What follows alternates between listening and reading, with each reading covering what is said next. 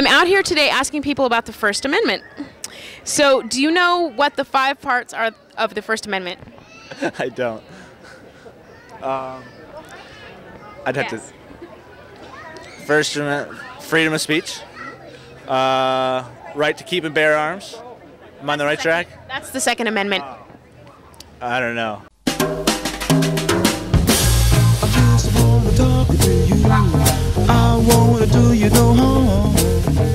I just wanna know about your different lives. I will say people fall. Can you tell me what the 5 parts are to the First Amendment? Good grief, no. I have no hope in the world of being able to tell you that. You must be kidding. I heard some you got your families living in cages, tall and cold. Some just stay there and dust away past the age of old. Is this true? Please let me talk to you. You have the right not to be forced to bear soldiers. You have the right to free speech. You have the right to the freedom of press. That's 3. No, I don't know all of them. I just wanna know about the rooms behind your minds. The 5 parts of the First Amendment? Let's see. The First Amendment is freedom of speech, right? Freedom of assembly, freedom of religion, freedom of... Oh goodness, this is a hard one. Do I see a vacuum there, or am I going blind? Can you name the 5 parts of the First Amendment? No. Can you try? Or is it just remains for vibrations echoes long ago? Do I know what the 5 parts of the First Amendment are? The one part that I do know is that is the right of free speech. How many do I know? Probably 1, freedom of speech. I don't really know what the First Amendment is. Free speech, right? No, I don't remember. As a matter of fact, I know that it has the freedom with the freedom. We call them freedom of speech. Things like love the world and let your fancy flow. Is this true? Please let me talk to you. Let me talk to you. Can you name the 5 parts of the First Amendment? Freedom of speech, freedom of the press, freedom to assemble. 2 more. Freedom to petition. And pretty shady on the last one. So where do I purchase my ticket? I'd just like to have a ringside seat. I want to know about the new Mother Earth. I want to hear and see everything. I want to hear and see everything. I want to hear and see everything. It all started when we were living in this little house in Monterey, my hometown, and just a few blocks down that way, 3 blocks from here, there's a little corner store. I went down to the corner store and I'd found that kids had gone down there to buy popsicles and they were having to walk past the open display of porn. You know, I went in there and I said, you know, I've talked to them, I called and I've talked to your manager several times over the last 6 months and nobody's moved it. So then I called the police and they said, you know, there's got to be something you can do. I mean, they got hardcore pornography right smack up next to the ice cream. And they said, no, there's no city ordinance. And so we went to the next city council meeting and I got on the schedule. You know, I wanted them to understand that I wasn't just being a prude or I wasn't just being somebody who is uncomfortable with sexuality. I wrote down a list of porn magazines and I read them to the mayor. Double intrusion, fisting. About halfway through my list, he asked me to stop. And I looked all around behind me and I said, with all respect, Mr. Mayor, there's no children here.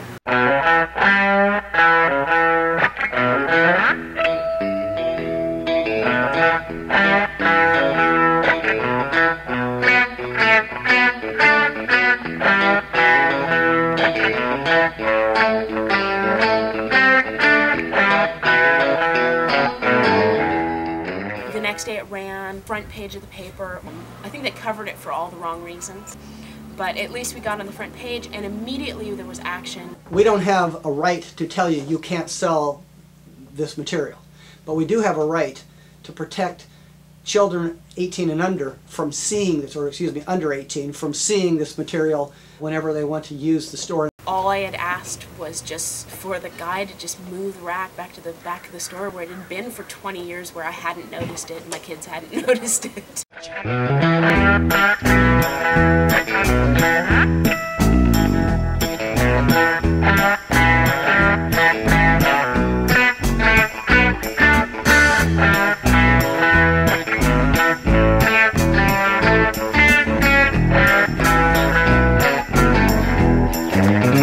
But what I learned from that experience was that when you get covered by the media, you have an incredible amount of power.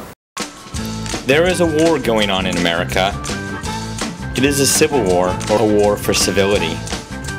It is called by those who are winning it a culture war. It is a war to shape our national character, and it is being fought with the most powerful technology, the weapons of mass communication. Why is culture important? Because people are influenced by it. Why is culture important? Because it creates the circumstances in which we live our lives. It is the people we idolize. It is the social environment we grew up in. It is the slogans which we live by. It is the images we recognize. It is in the cars we drive, in the games we play, in the movies we watch, in the sports that we follow. It's the monuments we build. It's in the jokes we laugh at. It's the second nature humans have created in our natural habitat. Culture is important because it holds before us the substance from which we build our character. Culture is handed down through storytellers, and that storytellers shape our culture through oral histories, and that's how we learn our values. But now with mass media, there no longer are storytellers, there are story sellers, and that the commercial interests have taken over all of the stories that shape our culture. I went to Kmart and I was walking through the toy aisle and I saw this doll. Everybody watch! What of Judgment Day? And certainly it would seem to me that Al Snow's popularity is just reaching newer and newer heights.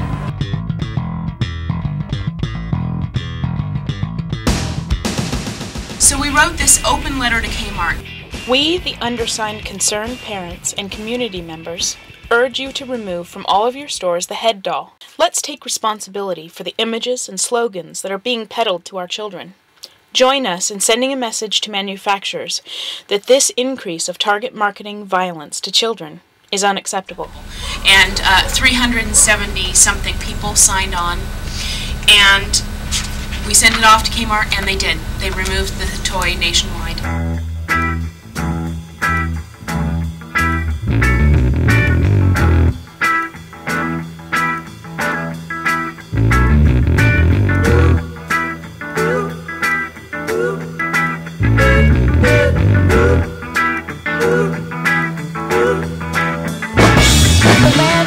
On Comedy Central is billed as 30 minutes of beer, fun, and male philosophy. But the cable program is coming under fire from a Central Coast mother and activist for its betrayal of the Girl Scouts. Take a look.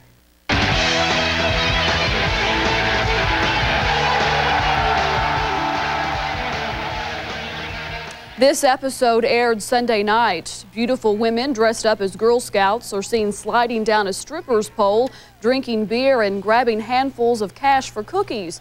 India Week belongs to Media Watch, a nonprofit group that keeps tabs on controversial programming. A group like the Girl Scouts is a children's group, and there's just no excuse for sexualizing the Girl Scouts.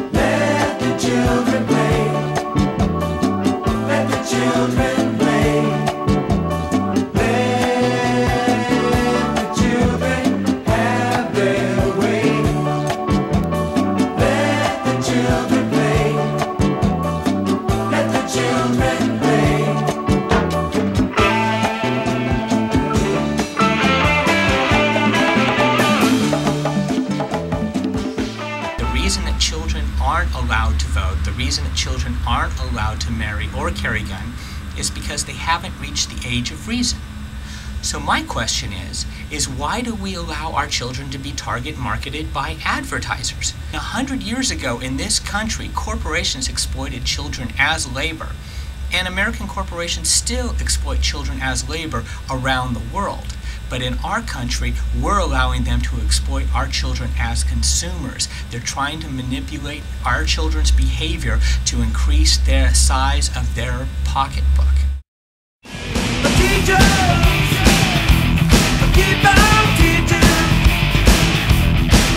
What media literacy is propaganda resistance.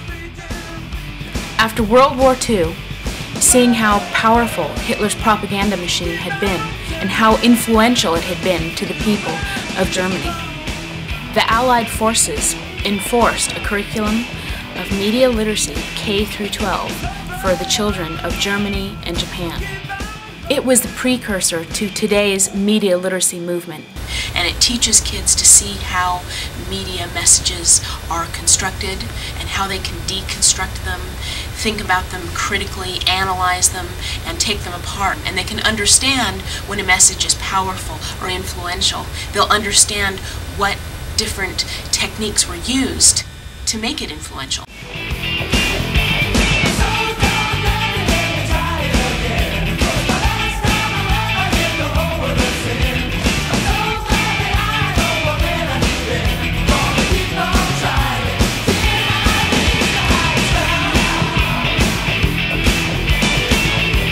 So I spent about a year creating curriculums and teaching classes.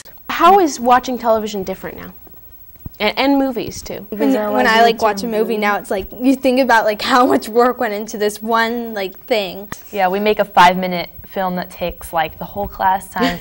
I mean, I couldn't imagine making a 2-hour movie. It would just be so difficult. One of the most important things we explored is the way that advertisers target market children. Our generation have a lot more money than teens in the past, so therefore they target things to us because we have the money and we're easy to give into it. But how much do you think these things really affect you? Everyone gets affected by it, unless you sit in like a cabin up in the woods and don't have any contact. Media is a tool, and so when we talk about effect doesn't have to mean good or bad. And you can affect someone in a positive way. Yeah, I feel much more capable now that I'm media literate. And it's a certain kind of power that I hope more people could get.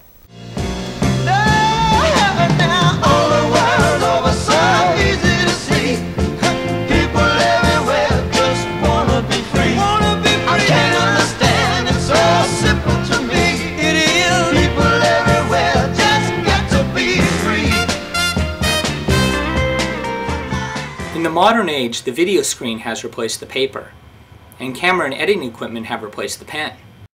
So my question is, why are our children not being taught to read and write in the new dominant medium? Around this same time, a cable access station opened up in Monterey. So Jimmy and I learned how to use the camera and editing equipment and the TV studio. And I got this idea. I didn't want to just teach kids how to analyze media and pick it apart, but I wanted them to have the chance to construct their own media messages. Honey, eat your fruit snacks. No, Mom, I already have a snack. Don't eat that. Eat us instead. We're full of vitamins and energy. Okay, that sounds good to me. No, eat me. I'm greasy and fatty. And I will destroy you with my grease power. Never! Because we are too packed full of energy. See, the fruits and veggies always win.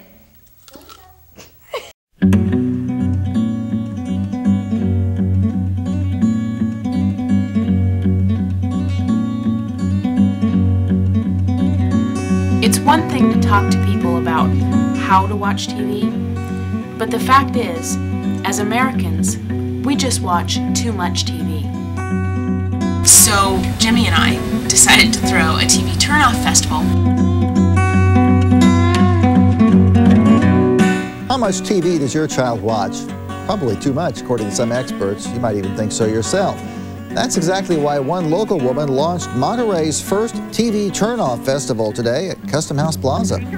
Tomorrow marks the start of TV Turn-Off Week, a nationwide event. The average American child spends about 1,027 hours a year.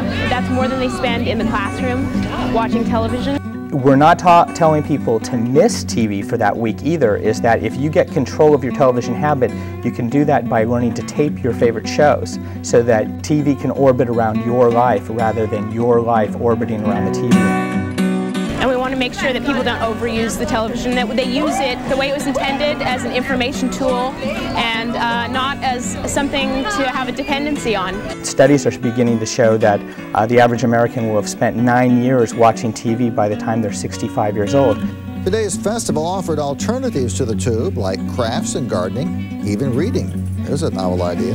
It's another thing we want to introduce people that, you know, instead of watching television that others have made, you can start making television. That there's no spectrum scarcity, that the First Amendment now means everyone has the right to broadcast. The thing I like about TV Turn-Off Week is it's just a chance to feel the quiet, to sense the quiet in our lives. It's not that watching TV is bad, it's just watching too much TV is bad, and I don't think that a lot of people are conscious of their television addiction. India Weeks hopes to make the TV Turn-Off Festival an annual event in Monterey.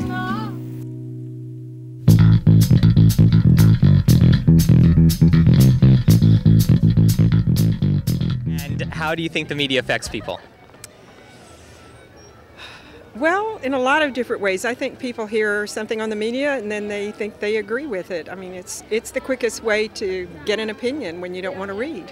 And how do you think the media could be better? It could be a little bit more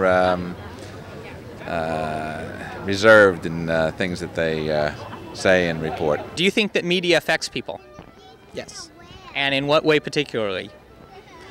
In their buying habits, in their voting habits, in almost every way. It's become a very powerful cultural force and many different purchasing powers and things like that. And how do you think the media could be better? I think by removing corporate, influence as much as possible, trying to make it run by the people more. I mean, today with the media access is so overwhelming. How it could be better is, probably take as much bias as probably can out and just report the story. I mean, don't go left, right, center. Just, hey, this is it. Don't inject any enthusiasm, bias at all. Do you think that the media affects people? Adversely. And how so specifically? And how so?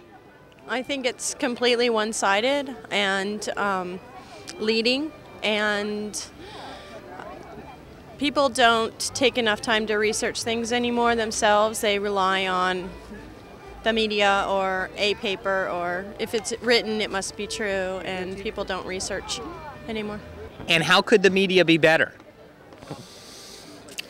Difficult when more and more big corporations are controlling the media, to get that kind of independent voice that I think people need to hear.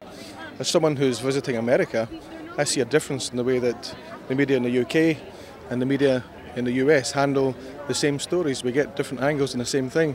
It's quite interesting. And in which ways do you think the media affects us? It makes women insecure about their bodies, and it makes people think that they need to act a certain way or be a certain way that most people aren't. And how do you think the media could be better? If it wasn't derogatory towards anybody. Yes, sir.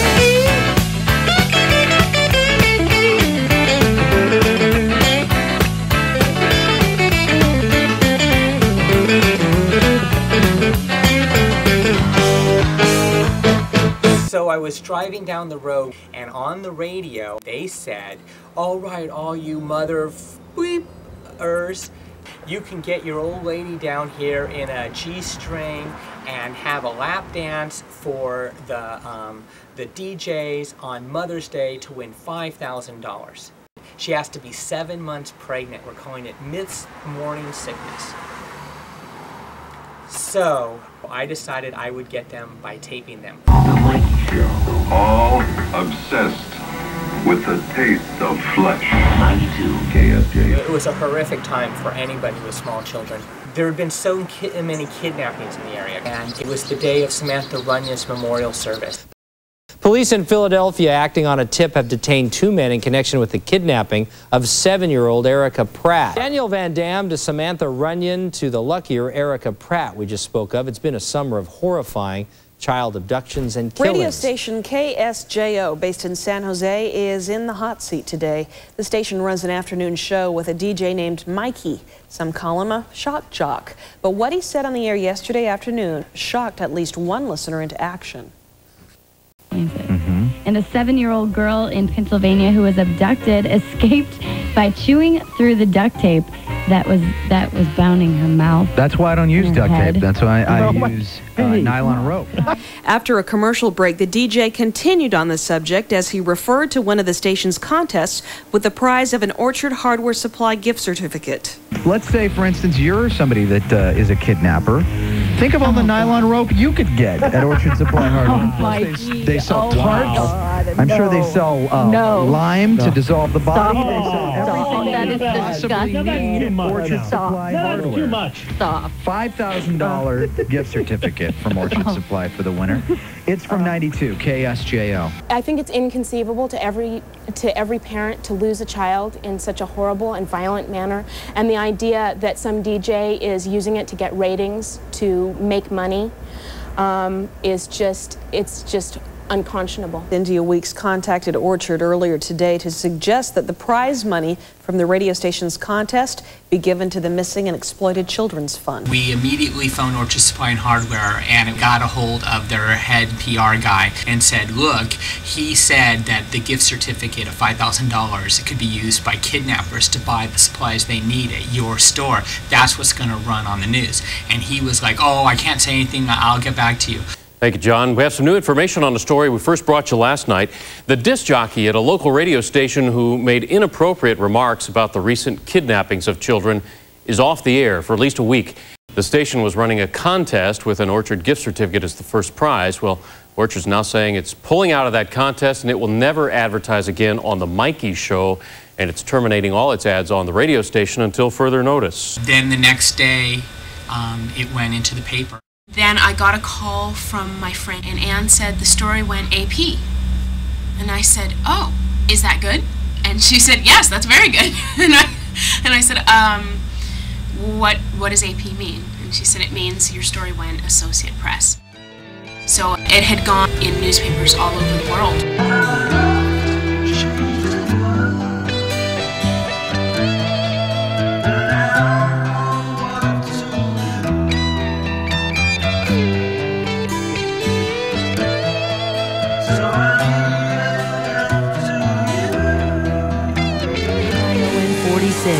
A controversial radio disc jockey is at it again. A few months back, the DJ named Mikey got reprimanded for his tips on how to carry out a kidnapping. As Susan Wood reports, now Mikey's accused of encouraging the sexual abuse of children. The best of Mikey. 92 KSJO. Check out that year-old over there. She 9 or she 12. The Mikey Show is on KSJO each afternoon between 3 and 7 p.m. A week ago, it featured a song that he produced in honor of a rapper accused of child pornography. Girls, girls, girls. Short legs, small little tits. Girls, girls, girls. Tiny hands around a lollipop. And it's not the first time they've filed a complaint against him with the FCC. And now I've got this song which glorifies child molestation and statutory rape. I'm feeling frisky. I know it's risky, but We have daughters, and broadcasting like this creates a social climate in which they're not going to be safe. Girl, dance for me. I like to videotape. I like statutory rape. There's 100,000 registered sex offenders in California. They don't need any encouragement. Clear Channel radio managers say they did not hear the song, but they're investigating. They say they have a clear standard that the exploitation of children is completely unacceptable and won't be tolerated. I gave them some radical stuff, like, corporations censor content all the time, and so how come sexualization of children is getting through? I mean, they censor everything. How come they can't censor this? Got to be consequences. And if you go after the kids, there's got to be some kind of consequence. And we started to go after the other sponsors of the Mikey Show. Because we had the tape, we could just say, look, you're a corporation, you have to take responsibility for the content of the shows you sponsor. We want some corporate responsibility. So then the San Francisco Chronicle phones up and says, Mikey's coming back on the air. Do you have any comments? They didn't just bring Mikey back, they brought Mikey back with a whole bunch of fanfare. Clear Channel had claimed that they didn't hear any of his previous broadcasts, so they didn't know about it. But when they brought him back, the slogan that was on a billboard over the freeway, it was on bus shelters all over the Bay Area, was "Listen to Mikey before we fire him again." Sister shot away, sister shot away, war, children, shot away, yeah. How could this company bring him back after what he had said and after all of the negative publicity? So Jimmy decided to find out who this company was. Clear Channel Communications is headquartered in San Antonio, Texas. When Congress passed the 1996 Telecommunications Act, media ownership limits were lifted. Clear Channel then went on a $30 billion spending spree, buying up more than 70 media companies. Clear Channel radio station ownership went from 36 stations to 1,225 stations in just 7 years. Children, what's that sound? Everybody look what's going down. Clear Channel owns Premier Broadcasting, including Rush Limbaugh, Dr. Laura, Michael Savage, Roger Hedgecock, and a host of other hostile radio personalities. Clear Channel receives more than 20% of all radio advertising revenue. Clear Channel owns 770,000 billboards, 870,000 street furniture displays, meaning bus shelters, taxi and bus panels, and newspaper racks. Hey, what's that sound? Everybody look what's going down. It also has points of contact in over 200 international airports, 350 U.S. shopping malls, train and bus stations, and a fleet of advertising truck panels. Clear Channel controls 70% of the U.S. outdoor advertising market. Clear Channel owns controlling interests in both Hispanic Broadcasting Corporation and Univision. Clear Channel operates SFX Motorsports, the International Hot Rod Association, and XM Satellite Radio. Clear Channel owns 41 U.S. amphitheaters and 135 live venues. And Clear Channel receives 70% of all concert ticket revenue in the United States.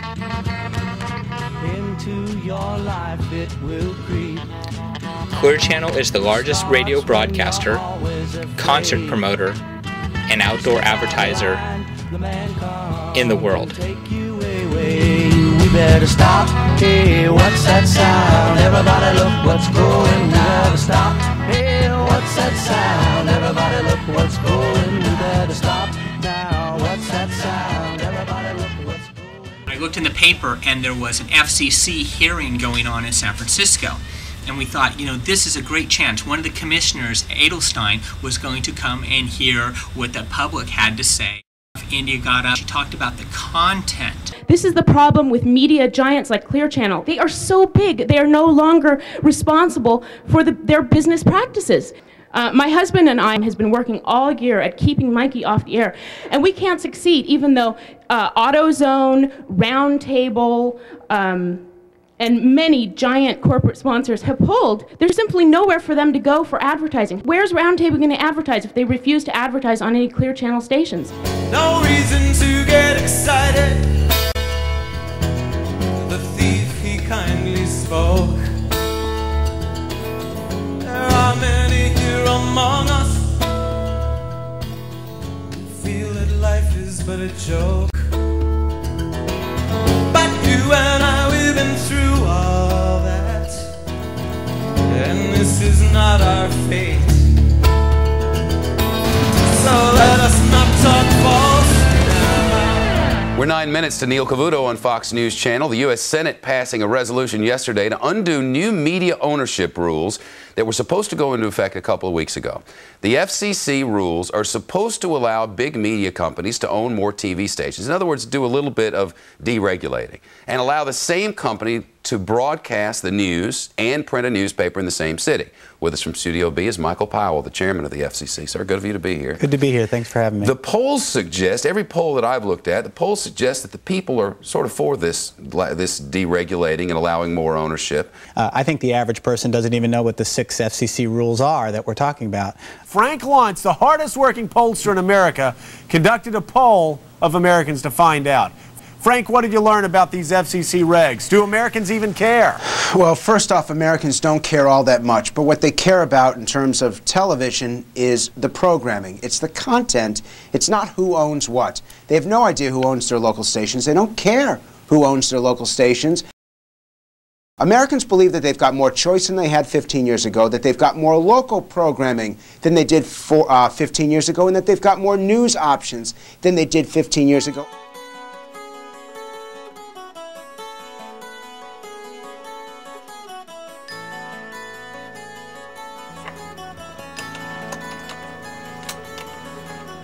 So welcome to Pirate Radio, one of the few places that a parent can have their voice heard.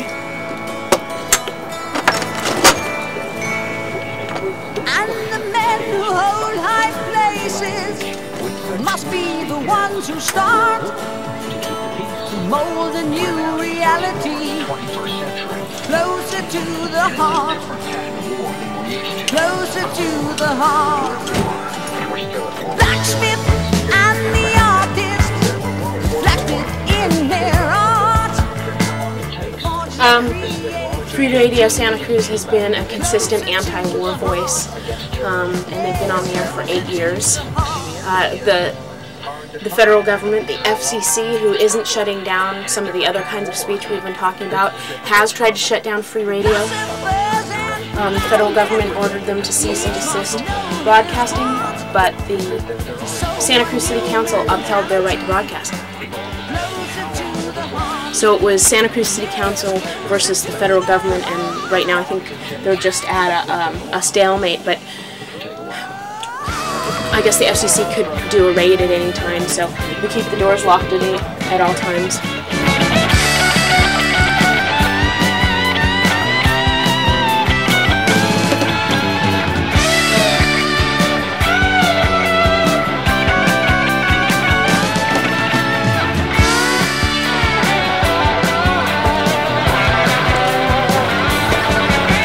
First Amendment.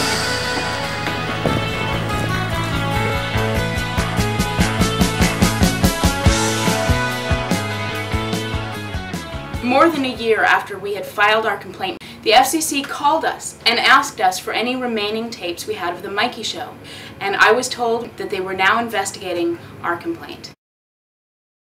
Then the FCC started issuing fines for citizen complaints against Clear Channel DJs. Clear Channel DJs had done horrendous acts, and it seemed that soon our complaint would be addressed. But then Clear Channel fired Howard Stern. I don't even know what the hell happened on the show Tuesday that hasn't happened for 20 years. And neither do lawmakers on Capitol Hill, who praised the nation's largest radio broadcaster for pulling Howard's plug. I don't think he has changed his tune, but we have changed ours.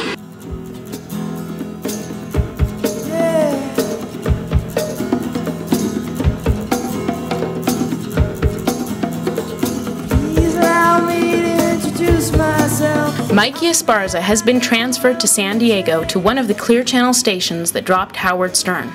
It's a promotion, said KSJO manager Brian Thomas. He'll have big shoes to fill. I'm pleased to meet you, and I hope that you'll guess my name.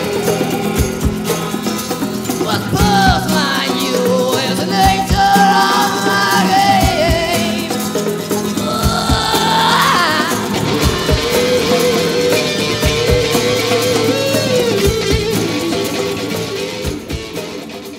So a report reporter called us and asked us how we felt about the consent decree. That's what it was called.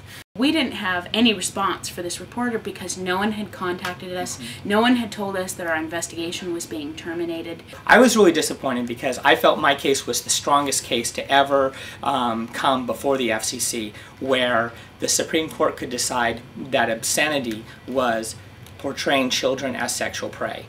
But not only was there not going to be any case, there wasn't going to be any investigation, it was just over. The FCC announced that it was going to hold localism hearings on how big broadcasters were serving their local communities. They wanted to know what the public thought of big broadcasters. And there were only going to be 4 of these meetings around the country. And it was announced that it was going to be in Monterey, California. Our hometown. To wrestle the world from fools. Well, it's the creed, the people rule.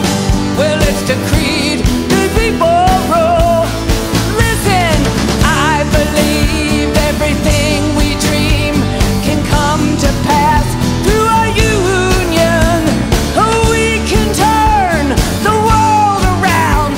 We can turn the earth's revolution. We have the power.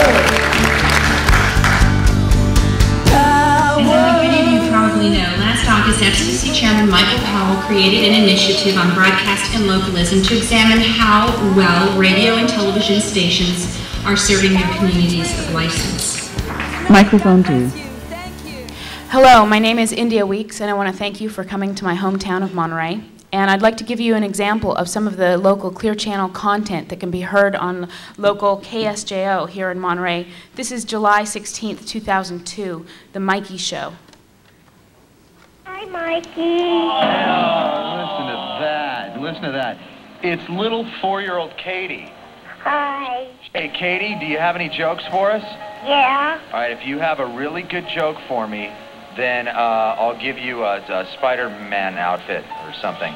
Okay. What are the 2 most important holes on a woman?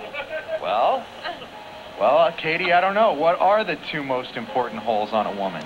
Her nostrils, so she can breathe while she's giving you a blowjob. That's 4-year-old Katie. She was a regular feature on The Mikey Show. Mikey no longer featured Katie as a caller after the Dallas Police Department investigated.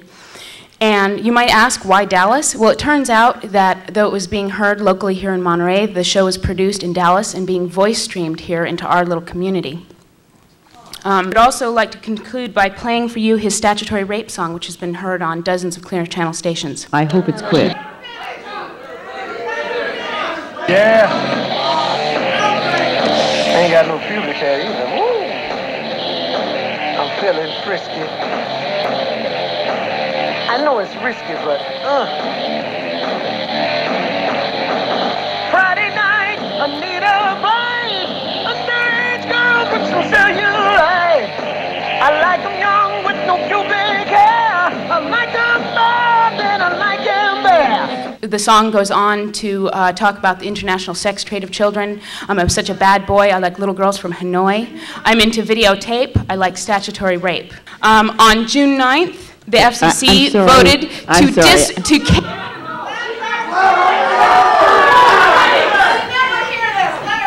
I was censored on June 9th when they dismissed my complaint with no investigation. Abernathy voted to censor her. Everything I heard is completely inappropriate, rises to the level of indecency, and we've got to go after him. This is the first I know about it. Yes.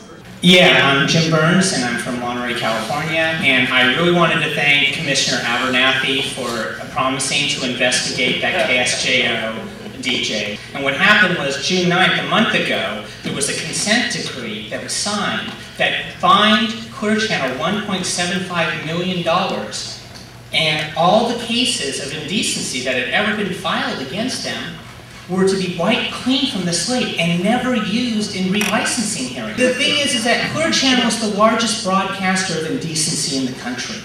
I mean, they are. And the CEO of Clear Channel is Lowry Mays. and he built the presidential library for George Bush Sr. on the Lowry Bay School of Business on the Texas A&M campus. And the vice chair of Clear Channel is a man named Tom Hicks. He's vice chair.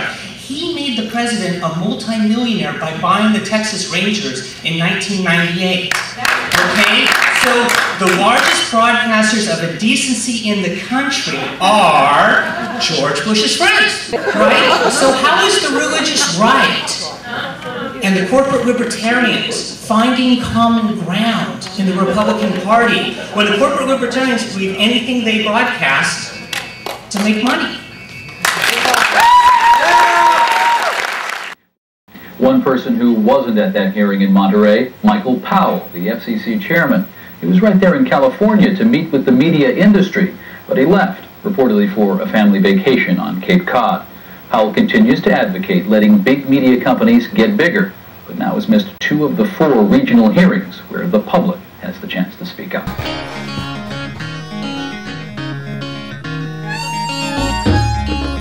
Then the FCC raided Free Radio Santa Cruz. Your name is Big Brother. You say that you're watching me on the telly. See me go nowhere. Your name is Big Brother. Scott Kennedy. I'm here in my capacity as mayor of the city of Santa Cruz. Last September, the Santa Cruz City Council voted a resolution supporting Free Radio Santa Cruz when there was earlier threat to shut them down. So I know I'm speaking on behalf of the City Council and saying that, especially in a time of war, when civil liberties and civil rights are being compromised on every front, we consider this especially inappropriate. It's against the will of the people of Santa Cruz. It's against the will of the Santa Cruz City Council. And we think it's a further erosion of our constitutional rights. You say that you got me all in another, writing it down every day.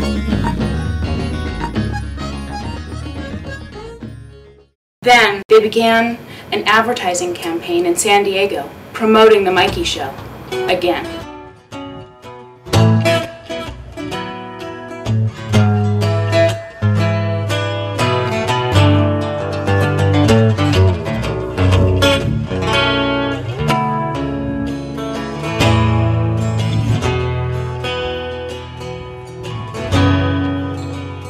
Well, I look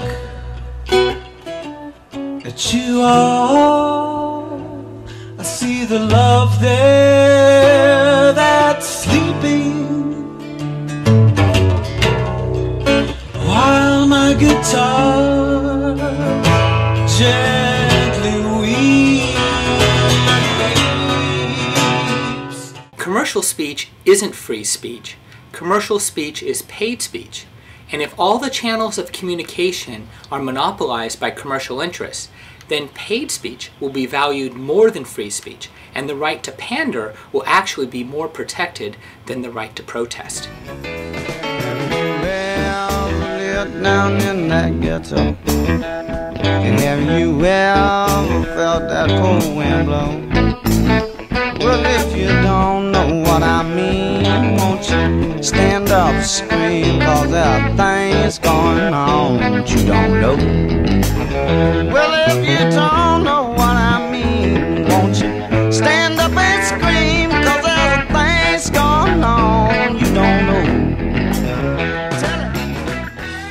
Nothing we did was particularly spectacular, but what we learned along the way really is spectacular, is that the First Amendment and the media belong to us, and it belongs to you.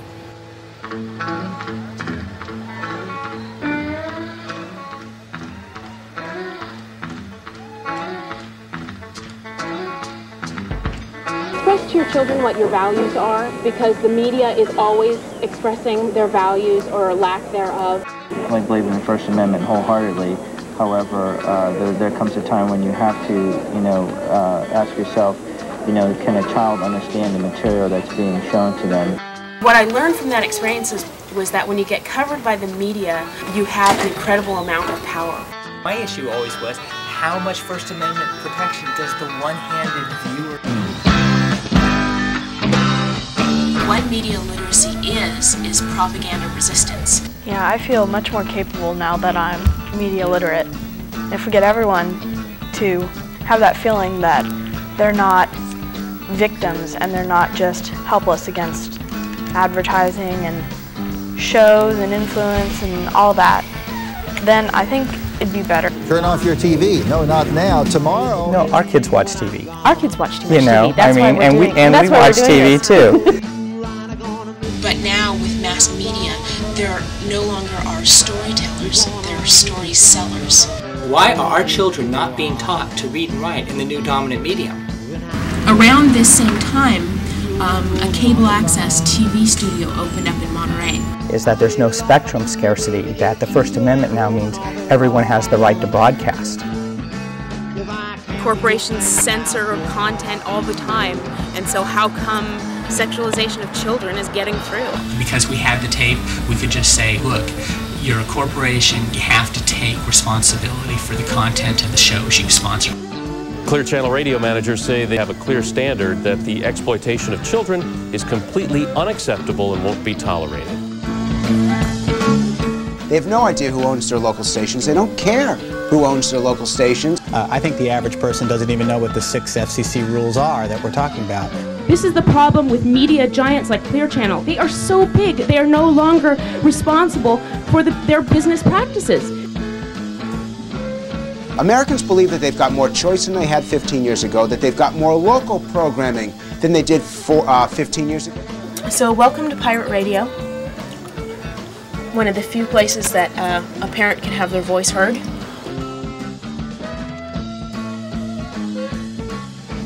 We can't imagine that there are not far more serious issues they could be dealing with that would support our Constitution, support the people of this country, and not further intimidate them. It actually cost us more as a percentage of our annual income to mail in the indecency complaints than it cost Clear Channel to get them wiped clean. On June 9th, the FCC voted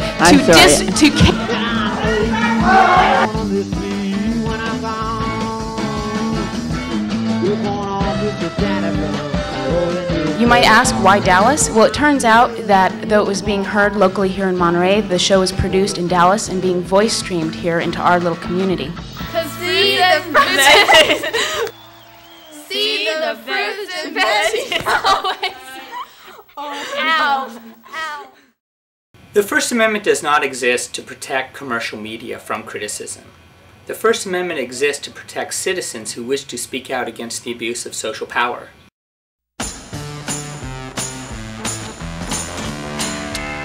Colin Powell's son resigned as FCC chairman at the beginning of 2006. He was still committed to the ideology that big media companies ought to be bigger. Commissioner Abernathy also resigned from the FCC. Although she promised she never initiated an investigation into Mikey, Lowry Mays is no longer head of Clear Channel.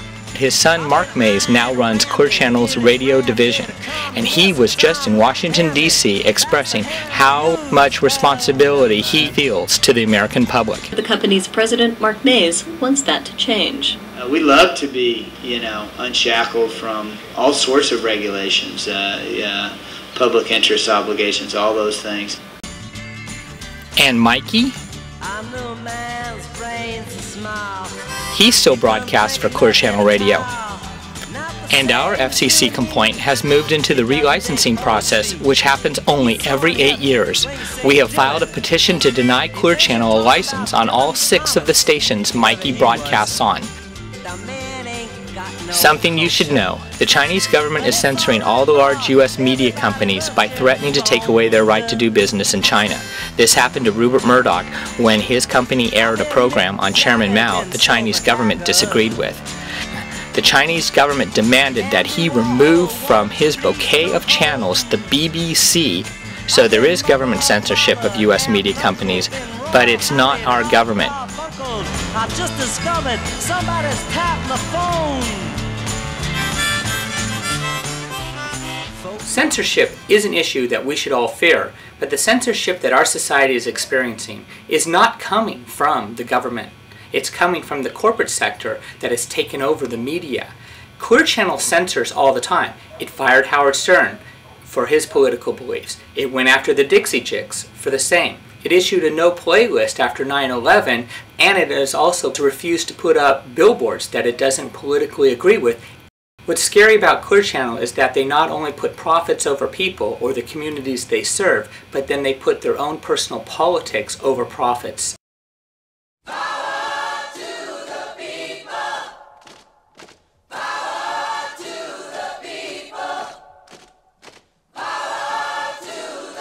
A diversified media Can't be controlled because a diversified media is made up of many individual wills. When you have this media concentration, this media monopoly, then it's very easy to control.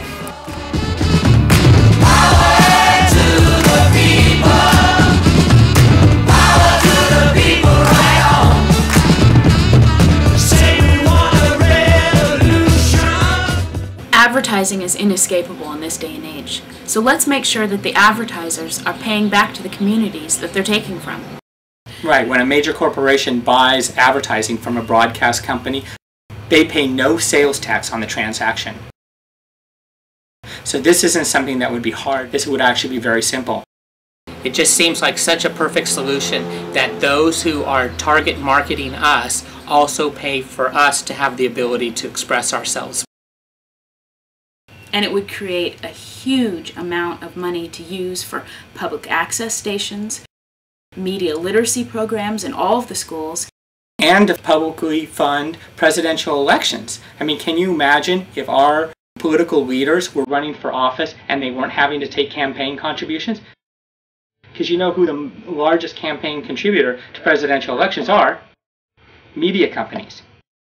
They also make the most from the election cycle because they sell advertising space for our candidates. Advertising is such a simple concept, but it would create solutions for so many of these problems. It would create so much revenue. We could diversify the media, give it back to the people. We could also cap ownership limits on these giant corporations that, as you've seen, have gotten so big that they are no longer beholden to the people. Yeah, these simple solutions would completely remake our media landscape in America.